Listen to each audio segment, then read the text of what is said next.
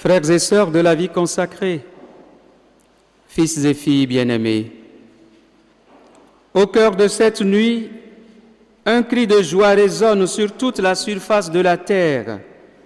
Le Christ est ressuscité, Alléluia.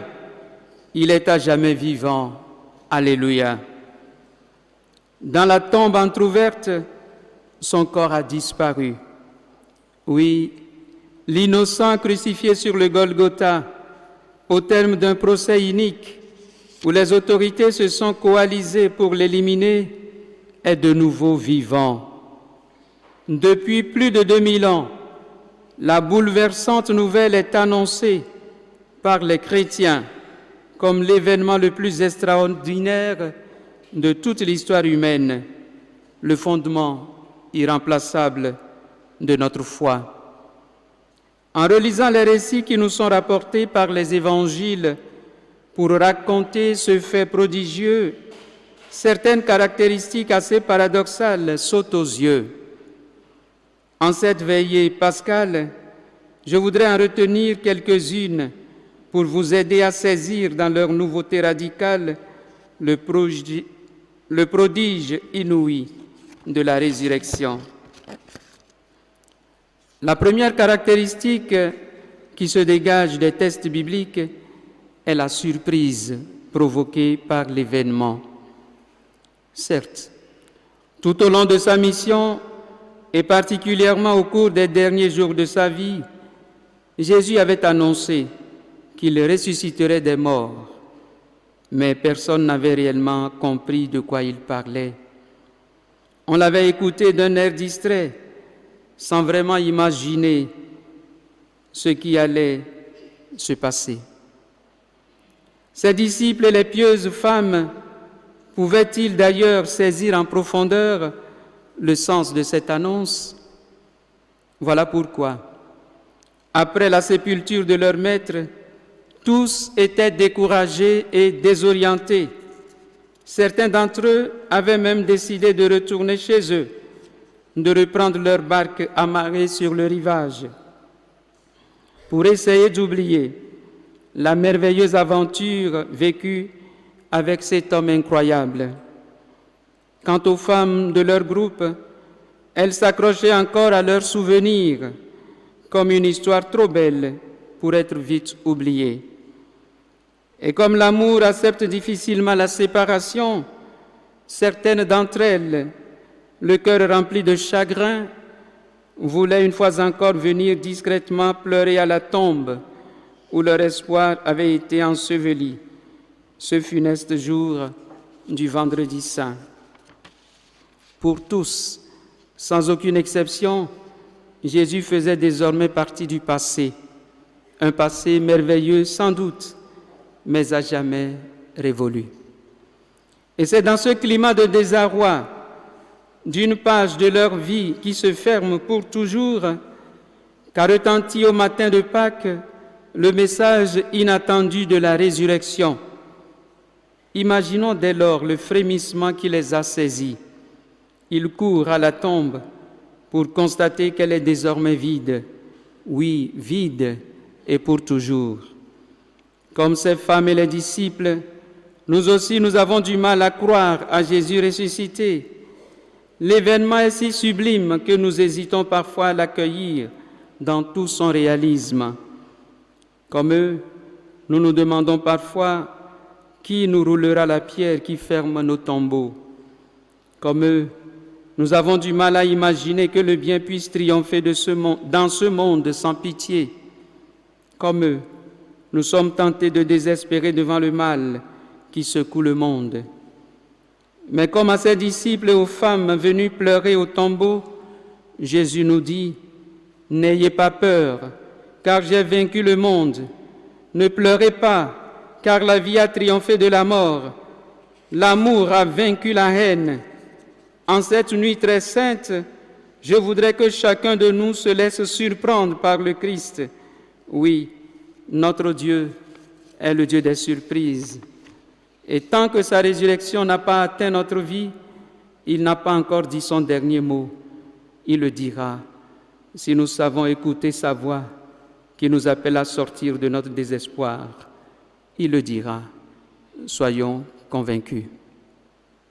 Je souhaite donc à chacun de vous que le Seigneur vous surprenne à cette fête de Pâques. Qu'il vous surprenne dans vos vies personnelles, dans vos vies familiales, qu'il nous surprenne dans notre nation. Que le Seigneur ouvre devant nous de belles pages pour que notre passé de douleur, de souffrance, d'incompréhension soit jamais oublié. Oui, que le Seigneur nous surprenne en nous faisant sortir de nos tombeaux comme Jésus. La deuxième caractéristique des récits de Pâques est l'humilité du ressuscité. Habitués que nous sommes à une mentalité de vengeance et de revanche, nous imaginons que la résurrection devrait se produire autrement, avec plus de splendeur et d'éclat, devant les yeux stupéfaits de tous. Nous imaginons que le Christ devrait aller d'abord dans le prétoire ou au palais de Pilate et Hérode pour troubler leur sommeil, ne serait-ce que pendant quelques instants, afin de les forcer à se mettre à genoux. Nous imaginons qu'il devrait apparaître dans une éclatante lumière au pinacle du temple pour que tous les yeux le voient. Mais Jésus a choisi plutôt la discrétion. Comme toujours, j'avoue personnellement qu'il m'a fallu du temps pour comprendre la pédagogie de Dieu. Il m'a fallu du temps pour comprendre la différence qui existe entre éblouir et attirer. Nous voulons souvent que Dieu nous éblouisse alors qu'il se contente de nous attirer. On éblouit les yeux et le regard, on attire plutôt le cœur. La foi n'éblouit pas, elle attire. Jésus n'a pas voulu éblouir, mais plutôt attirer, en se contentant de gestes simples capables de toucher les cœurs, comme la disposition des linges dans le tombeau, l'appel de Marie-Madeleine par son nom, l'invitation à le toucher, la douceur de sa voix en parlant aux pèlerins d'Emmaüs. On peut être ébloui sans croire, mais généralement, quand on est attiré par le cœur, on finit par s'ouvrir à la grâce. Je vous souhaite de vous laisser attirer par le Christ. Aujourd'hui encore, le Christ nous parle de sa résurrection à travers des gestes humbles qui disent sa présence.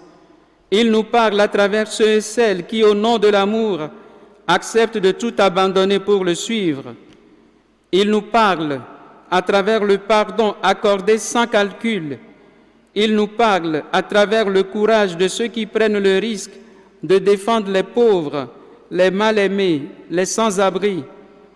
Il parle à notre cœur pour nous aider à croire que le bien est encore possible et que l'amour est toujours vainqueur. La troisième caractéristique qui retient mon attention est la joie. La fête de Pâques est totalement enveloppée d'un climat de joie profonde. Très vite, la surprise cède la place à l'exultation. Le présent et l'avenir qui semblaient bouchés s'ouvrent à l'espérance. La peur se dissipe et le courage renaît. Une sensation nouvelle envahit les cœurs. L'Esprit Saint y allume un feu nouveau. Désormais, tout devient possible. Les portes s'ouvrent et les disciples voient se lever un nouveau jour.